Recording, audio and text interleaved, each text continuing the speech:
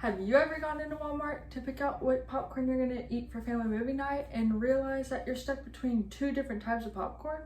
Well, one that says non-GMO and the other that says nothing about GMOs.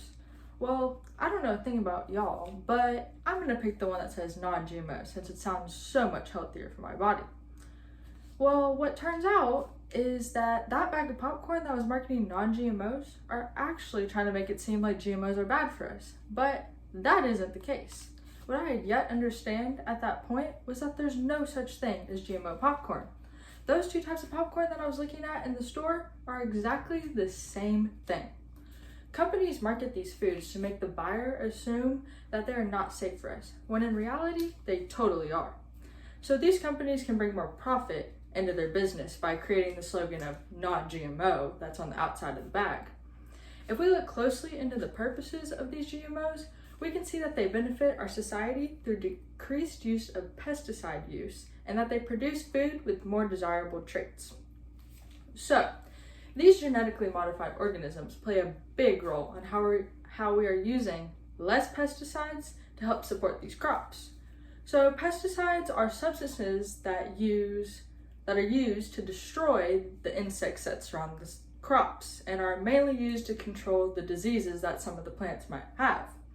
By using GMOs, we can decrease the use of this chemical, which then means more crops per acre to get more of the nutritious food that we need to survive. So, according to the United States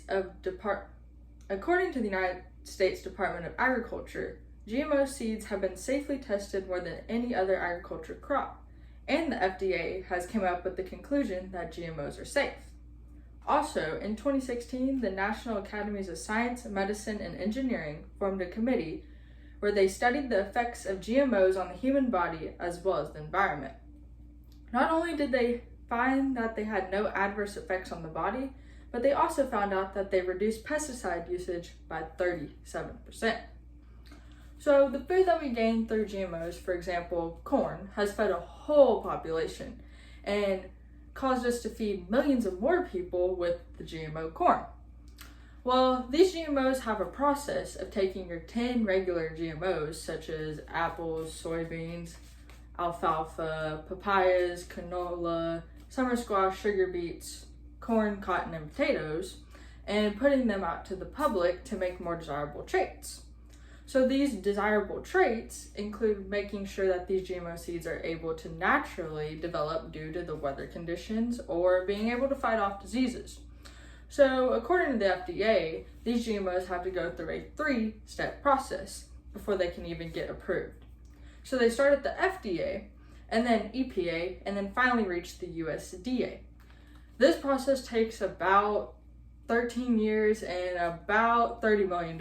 And if one company disapproves of the product, then they have to go back to the beginning at the FDA stage to try and gain approval once again.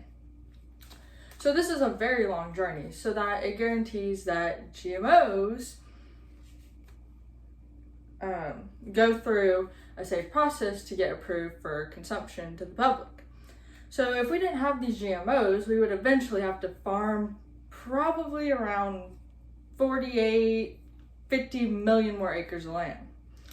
So if we continue to believe in these lies that are spread by these companies, such as the popcorn bag you use for family movie night, how can we focus on the real issues today, such as feeding our ever-growing population?